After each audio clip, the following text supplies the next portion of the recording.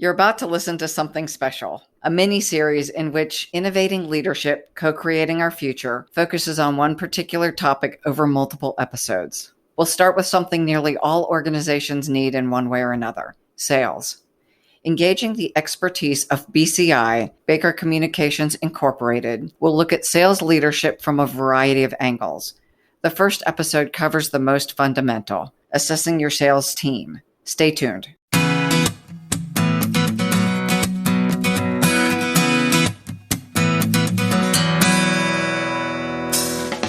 Hi, welcome to Innovating Leadership, Co-Creating Our Future. I'm your host, Maureen Metcalf. I'm the founder and CEO of the Innovative Leadership Institute. We help elevate the quality of leadership across the world and work with leaders to co-create a thriving future. With me on the show today is Joe DiDonato, the Chief of Staff for Baker Communications, a leader in sales training and transformation. Please tell our listeners a little bit more about yourself, Joe. Sure. Well, I started off in the world of consulting many years ago when I joined Oracle Corporation, ended up running their worldwide education group, had a great team, and we grew it from 2 million to 100 million in 4 years, so it was a great success for us. I've also worked on the VC side of things, where I've helped launch 21 educational or ed tech companies that were pretty successful. That's a little bit about me. Thank you. Also with us today is Allison Duquette, the Chief Revenue Officer at CampusLogic, a SaaS software company that helps over 750 colleges and universities make enrollment and financial aid processes more accessible and inclusive for all students. Allison, please tell us a little bit about yourself. Sure, thanks, Maureen. In my current role at CampusLogic, I'm responsible for the entire customer lifecycle. And then I own the customer relationship post-sales, so the end-to-end relationship with the customer. And my entire career has been in enterprise technology companies. And I'm delighted to be here today to talk to you and Joe about some of the challenges in sales management and best practices to address those. Thank you very much. So our theme today is building a productive sales team. Too often we promote our best sellers into the role of sales manager, but that can be painful and a double mistake. The skill sets are entirely different. So we lose a top seller and most likely gain a marginal coach. Today, Joe and Allison join me to discuss how organizations can reimagine the process of hiring and promoting sales staff. Let's start with you, Joe. In your Forbes article, you talk about some statistics about salespeople and their managers. Can you share some of those and talk about the differences in their roles? Yeah, sure. They're really two different skill sets. Now that we have a slew of data to look at, we know that only 1 in 7 sales reps can be successful as a sales manager. In fact, when we look at the sales managers out there, because they've all come from the seller role, the individual seller role, we find that 18% of them shouldn't really be in that role, and another 34%. So you got 52% of the people that shouldn't be in the role. The other 34 can't be uptrained. So we have one of the most key positions in our mind suffering from that malady. It made a lot of sense. I mean, if you're a corporation, you think, well, this person's our number one salesperson. They must know where, all the rocks are in the stream. They must know what a good customer looks like. They understand our product, and they should be able to do it as a manager.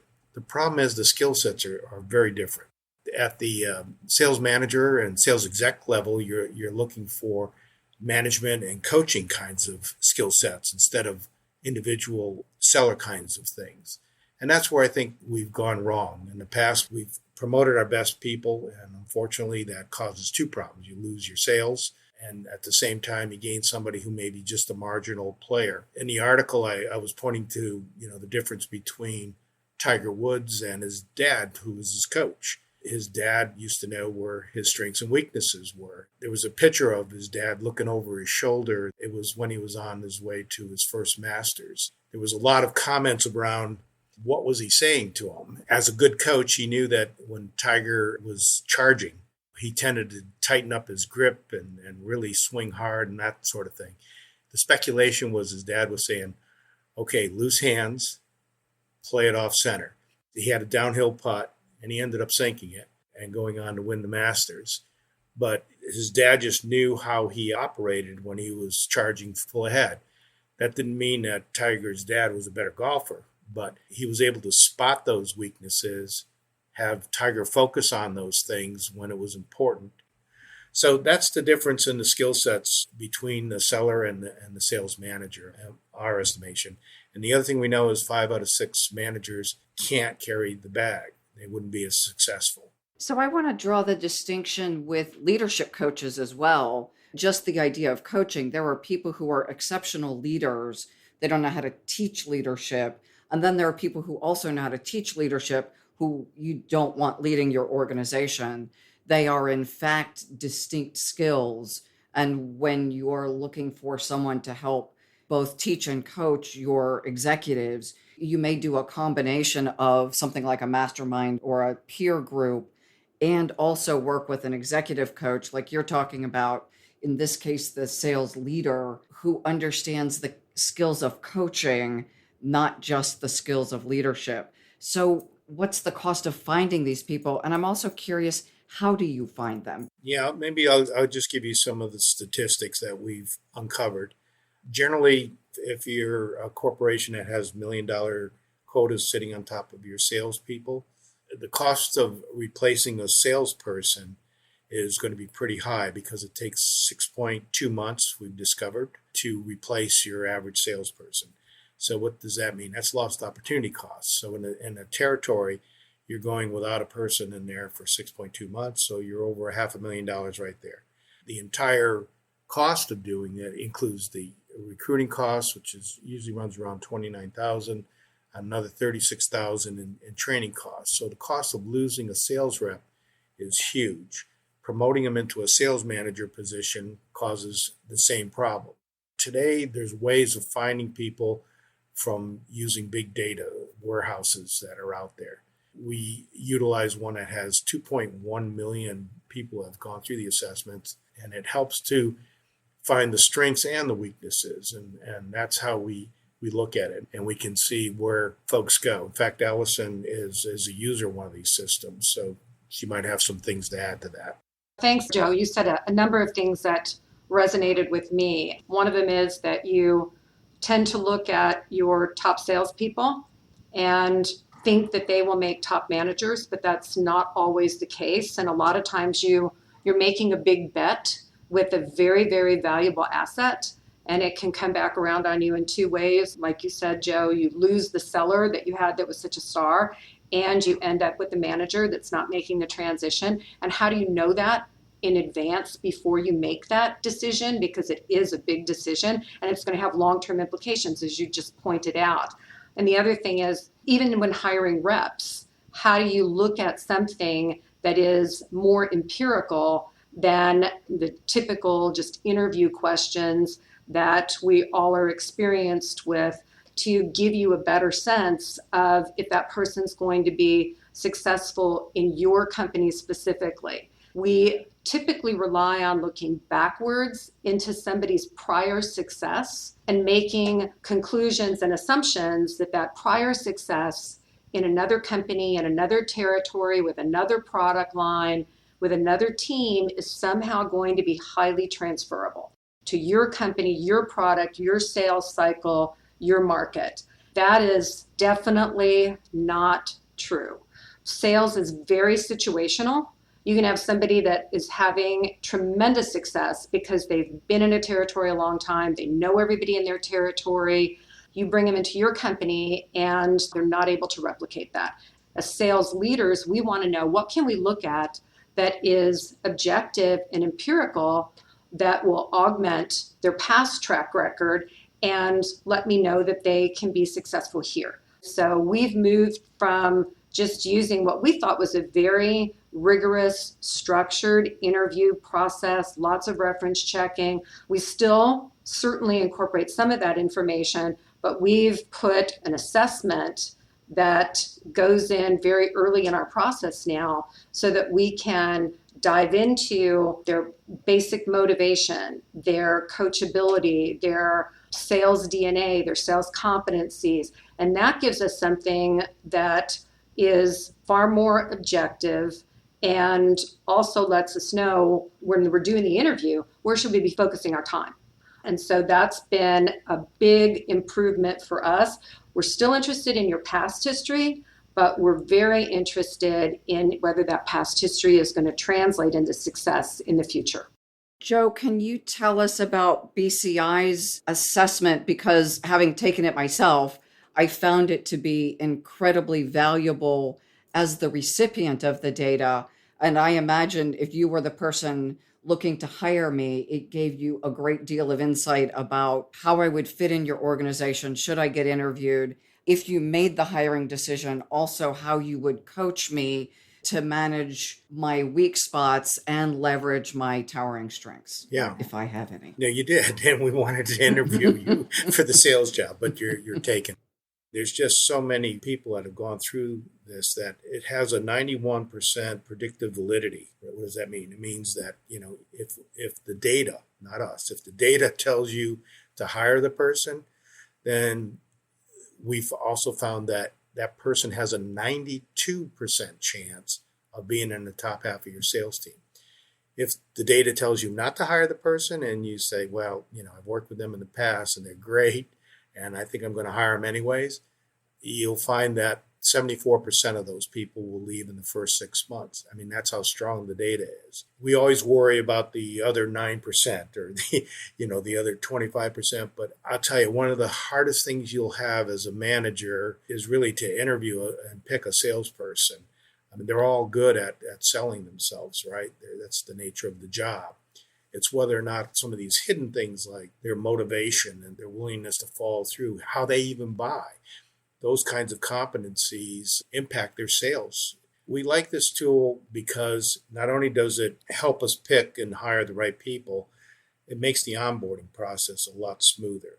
We know what their weaknesses are. So instead of doing this one size fits all, let's teach them all negotiations, let's teach them all closing skills, prospecting, and wasting their time in the classroom, we can just really focus on what they're lacking and keep it to a shorter time to peak performance for them. Allison is a customer. She can tell you whether that worked or not. Absolutely. It's been an enormous improvement in our overall sales hiring and onboarding process, incorporating this empirical assessment really at the very front end of the process. So an initial screening with a recruiter, taking the assessment and then making the determination, is this a person that looks like they can be successful, and therefore we should go through all the next steps to interview them with the various people that they would be talking to.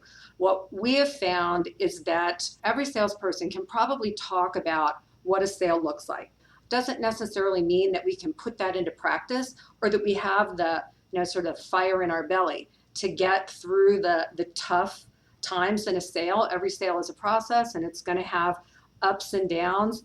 And one of the things that I've really appreciated about the assessment is that it's drilling into some things that you can't necessarily see when you're just talking about somebody's competencies. Things like your absolute personal motivation. Are you a person that is willing to do whatever it takes to be successful? If you're encountering obstacles, are you a creative problem solver? There's an aspect called figure it out factor. Are you going to think about how I just get past this obstacle, or are you going to make an excuse? The assessment also has an aspect called responsibility. If you are not successful in an opportunity or in a series of activities, are you going to take responsibility for those things and modify your approach? And these are the kind of things that it's really hard to get to when you're just talking to somebody about what they've done in the past and how they approach a sale from a sort of a process perspective. And so having that information up front is absolutely crucial. If somebody's got a low level of motivation and a low level of commitment, then their competencies are not necessarily going to be useful for you. You need both of those things, and it's easier to teach somebody the competencies if they're highly motivated and highly coachable than it is to go in the reverse direction, which is almost impossible. So putting an empirical assessment in has truly been transformative for us. You even had an example of somebody that worked for you in the past and didn't do so well on the assessment. I don't know if you're comfortable talking about that. I've had a couple of instances of that where somebody that had been very successful for me in another company takes the assessment and the results come back. And I was really astonished. And in fact, I had a sales manager that had also worked with this person. And our first inclination was kind of try and talk ourselves out of it. Well, here's why this person wouldn't have done well in the assessment. And then we had to step back and say, wait a minute, we're trying to sell ourselves on something that we shouldn't be selling ourselves on. It gets back to sales is very situational. Person had a great deal of domain expertise in their prior company. They'd known the clients that they had for years. They had a very well-established territory with lots of references. And that is a different scenario than they were going to be walking into here at CampusLogic. And so while they can be successful in the prior organization, it was definitely not going to set them up for success here. So do you have any stories of someone that you thought was a don't hire? The assessment said bring them in and they were successful.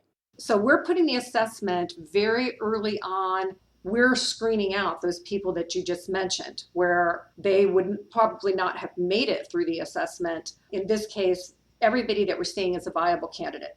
And so you may still, if someone does well on the assessment, the probability of hire is much higher, but you may still go through the interview process and say, for some reason, this one is a no-go. Sure. It could be a cultural fit issue. It could be a stage of the company issue where you have somebody that's coming from a very large company. You know, we're a very rapidly growing company, but we're still, in the grand scheme of things, a relatively small organization. They just may not feel like the right fit from a personality standpoint. So there's a lot of reasons that somebody that could be successful may not continue through the interview process. But the great thing is we're no longer talking to people who we get 5 minutes into an interview with a manager and we realize, oh my gosh, this person is a non-starter. We're talking to the right people and then we're winnowing down from there. And what I'll say the results are is the people that we've been adding since we put this process into place are going through the onboarding process faster. They are building pipeline much faster, and they're closing deals a quarter or 2 quarters earlier. So for us, they're cutting the sales cycle in half. And that is an enormous win. And we're not having those total misses where you think you've got a rock star and they're here 6 or 9 months and you think, oh my gosh, they sounded so good in their interview and they are a train wreck. Some of these things are hard to evaluate. I mean, responsibility, how do you ask the right questions to pull that out? And that's why the science behind those assessments really helps us. In my last blog post for our company, we had to talk about some of those DNA factors. Now, the last one I talked about was taking responsibility. I used an example of someone that had great responsibility and did well. I was teaching returning military and veterans. A lot of them came back, and the kind of jobs they were in was Burger King cook or security, because none of their military training really applied. This one young man I let in, he was 10-year cook for the Navy. He impressed me so much that I comped most of his tuition into the class just to give him a shot. He was working at Burger King in the city of Boston, and he had to drive up to where we're 25 miles north of that, Woburn, to take the class. He used to take the bus. It's $2 each way from the city. Days when he didn't have the extra $2, he rode his bike in. And it was a 25-mile trip each way. We knew it when he got there. Obviously, he was soaked. And he never missed one day. Well, the good news was he was the first guy to get hired from my very first 8-week boot camp teaching him this sort of stuff. Guess what his starting salary was? $95,000. How do you know that a person's going to score like that and be that responsible? It's a hard thing to figure out. We were so proud of him. And then he's now the manager of his section. He's got that same drive. No matter what's thrown at him, he's going to get around those obstacles and be successful. How do you get that out of an interview? It's very hard. It looks like the assessment gives you the data that gives this 91% assurance rate. Yeah. So that has to translate to return on investment. Allison, you were saying that the close rate is twice as fast. So does that mean that actually the sales rep can work on twice as many deals? More deals because they're going to have a faster throughput, bigger, more complex deals. So I would say there's a couple of places where you're going to see the return on investment. You're going to see it upfront in the hiring process. You're going to be using your valuable manager interview time with people that can be successful and are going to have a very high probability of being successful. And you're going to focus the time in the interviews on the right things. So nobody's perfect. When you see an assessment, there's going to be some things that come back and they may be yellow as opposed to green. And those are the areas that you can then go into your behavioral interviewing and say, tell me a time when you encountered this and how did you solve for that? So you're going to end up understanding more about that person in a shorter time frame with lower investment in terms of the managers and the company folks that get involved in that.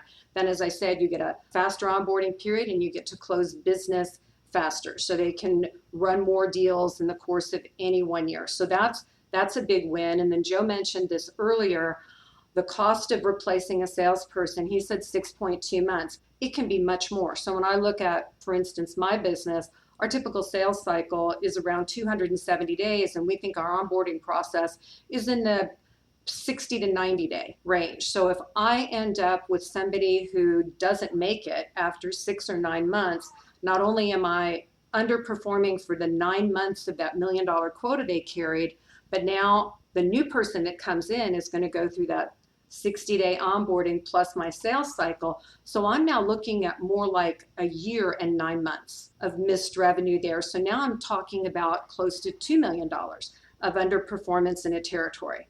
It doesn't take but one mistake to cost you a lot. So being able to avoid even that one mistake has a gigantic return on investment. Hiring and getting people onboarded and productive helps the entire organization. Yeah, even turnover, just to give you another point, it would shock most HR people to know what the average turnover rate is for sales reps in our industry. It's 35%. You would have a heck of a problem. That's the average. We've bumped into companies that have had 50% turnover rates. Can you imagine the cost of replacing all those people on that kind of a churn? It's a real problem. You've talked about salespeople, then there's the sales manager, and a poor hire there, I'm assuming, is much more expensive because then you're at risk of losing your salespeople and also the impact of the sales manager. So can you talk a little bit about how you're using the tailor fit tool to hire sales managers? As Joe pointed out, it is a different skill set. You don't want just somebody that's a super sales rep that's going to jump in at the end of the deal and close everybody's deal. You want somebody that has got the inclination to develop people and who knows how to coach and who knows where to coach. One of the things that we know is that a lot of coaching is on the end half of the deal instead of on the front half of the deal.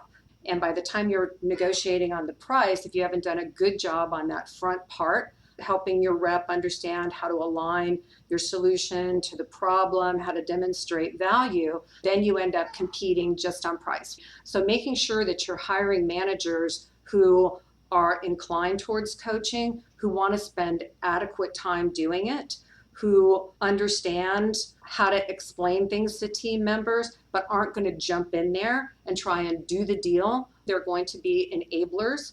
Those things are all able to be identified through empirical data in the assessment. And I've seen the same results with hiring sales managers since we put this assessment in as I have with reps. So it's delivered very, very significant ROI to us, and putting it at the very beginning of the process is essential. And people ask me all the time, when's the right time to get a sales assessment in your process? And I would say right before you hire your first person in your sales organization. Do not wing it. Go with something where you can see data as you start talking to your candidates. To get more tactical then, for our listeners who haven't used this kind of data before, this kind of assessment, say you decide you want to do it, what do you need to do? Call Joe? There's a process here that you use to administer across your range of candidates. Tell me a little bit about how that works. Calling Joe is a good starting point. So it's easy to start I signed a contract in the morning and I was using the link in the afternoon. But there's a lot of professional development that surrounds this entire process. So it's not just getting the report, which is very extensive. You get a kind of a very graphical dashboard that scores people in various aspects of being a seller or a sales manager. And then you get about a 25-page report that will help you target your interview. However, you need to make sure that your sales managers understand what those actual dimensions mean, what the questions that they should use to probe in some of those areas are. And we start now with a coaching plan. And then we also used it for our existing team members. We had a goal to have individual growth plans for everyone. And by doing the assessment with the people that were already here, it helped us focus in on the 2 or 3 key skills that we felt would most move the needle for them. And we have seen dramatic results. And in fact, I'll share one right now. We had a gentleman that was very new to sales. He was having a hard time sort of getting the motor running.